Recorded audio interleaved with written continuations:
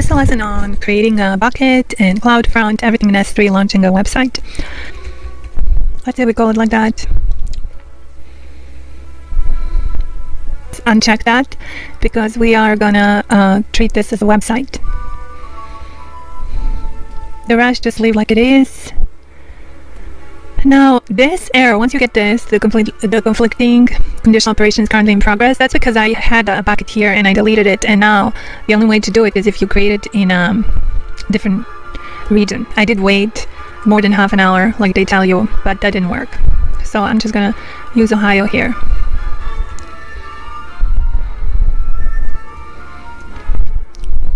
So versioning, if you do that, you're gonna be paying for it. So it's up to you, or if you want to monitor more.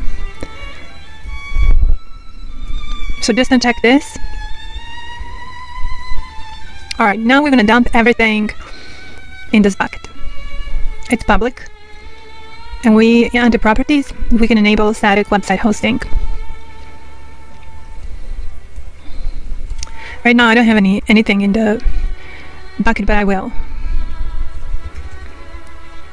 And let's add error too.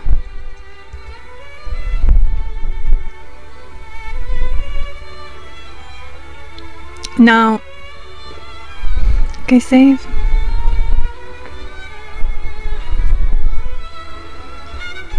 Now when you're uploading, if you have folders, you won't be able to upload folders. Like if I select all of this, it's just gonna, I don't need some of these things, they're already included.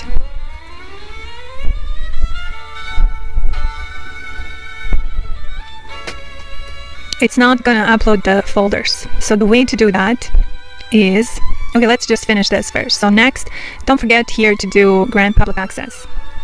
It's gonna tell you public access, okay? Next, everything else stays the same, upload. Alright, to success, 0 errors. Now, if we want to upload the folders, we could like create a folder and then dump everything that way. We could use CLI to do it. But I think it's easy if you just do it, I know my computer. If you just do it this way, and then you go to here, and you drag these. And you should see move. So that's how you upload all the folders. Next. Grant public access, just don't forget that, and that's it. This might take a while. So I'll just disconnect and then connect later. Now that we have success, we have uploaded everything. Now let's see how this works. So when you go to properties, under static website, this is where your website is. So there you go.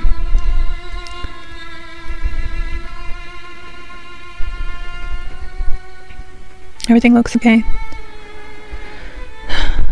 That's home. Here's some of the other tech videos. I'm gonna upload this one too. But what you can, how to turn static into dynamic. But everything looks okay. Use. Alright, now for example, when you click here to gallery, it takes a while to populate all this. It's kind of slow. But imagine if a lot of people are clicking on this, it's gonna get really, really slow. So you wanna create CloudFront. And that's what we're going to do right now.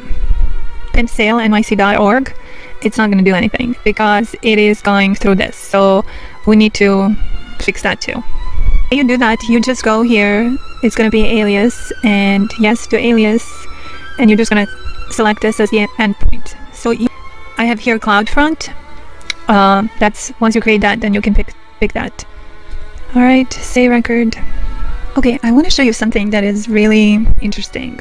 If I do this, sale.nyc.org, like right now it works, but if I go back to home, it starts working like that, and then you cannot click anywhere. And the problem with that is, like if something like this happened to you, how would you know where the issue is? I suggest when you are creating the bucket, create one bucket that doesn't have, there's just a sample, because when you're updating things on CloudFront, like this is my sample. It takes forever. Sometimes it takes a couple of days for things to update, so you have no idea whether it worked or not. Like here, if I go here and then back, it works, which means the issue is at CloudFront. And I want to show you something about CloudFront. When you are creating a CloudFront, Mine is already created, but let's say you start the cloud distribution, get started, origin domain name. As you can tell here, it's going to give you the buckets that you have. But what you need here is origin endpoint. You don't need any of this. And origin endpoint looks something like it should have HTTP. I'll show you this when you go to S3 where you can see it. But that is basically what you need in origin domain name. That is the tricky one. Like all of these are pretty self-explanatory. Right here at the bottom, you're going to have a certificate which you create that's going to make your website secure. But this here is a bug. So that is probably what's happening with my CloudFront, which I've messed with. So you can fix some of these things. You check this and then here. All right, so we don't have HTTP. We have some of it, but we don't have all of it. So let's try this. Now this is in progress. So I'm going to pause the video and see if that did the trick. It takes 15 minutes once it's in progress, but sometimes when you update things and they're connected to CloudFront, they don't work. So keep that in mind. Basically, so now it's working. And when you're creating Route53, you're going to pull that up.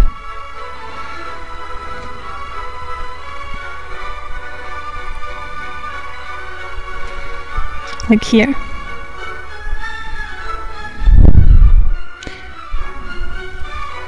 It's going to pop up the CloudFront here that you can pick. So the important thing is, like, don't pick whatever they give you there in CloudFront. Things have changed. It's not like that anymore. If you don't save, it's not going to save. This here is for creating the certificate, which I'm not going to go over, but you have to have a certificate too. Let me just point that out. So if you click here, you can see that there's a SSL certificate. So that's going to make your website secure. It's not just to make it faster, it's to make it secure. I mean, that's the most important thing. And so you have it for both of these. So if you export, you get the DNS names, which you're going to put to Route53.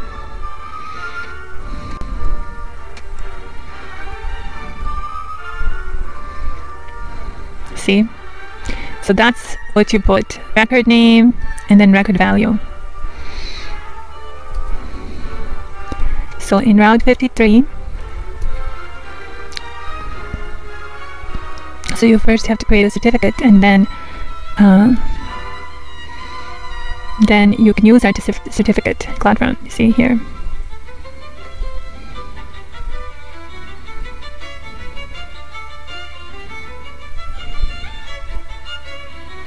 So this part, 1C, etc.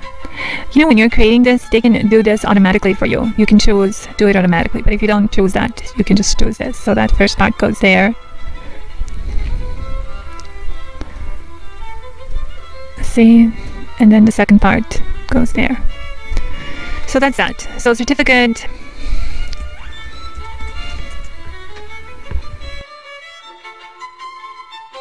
See, it's eligible and it's good for renewal. So request a certificate, then you just go through all of this. You put a domain name, etc. It's pretty self-explanatory. And then in CloudFront, once you create that, it's going to populate automatically. So when you say create distribution, here under certificate,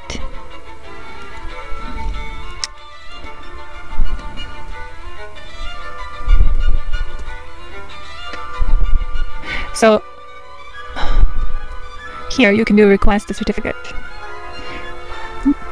there, but it's going to automatically populate, so you can just pick it.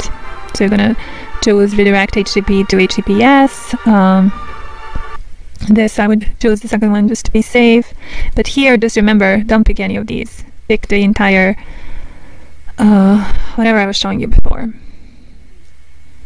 Here you have explanations, so you can see what's what. Alright, so that's basically it.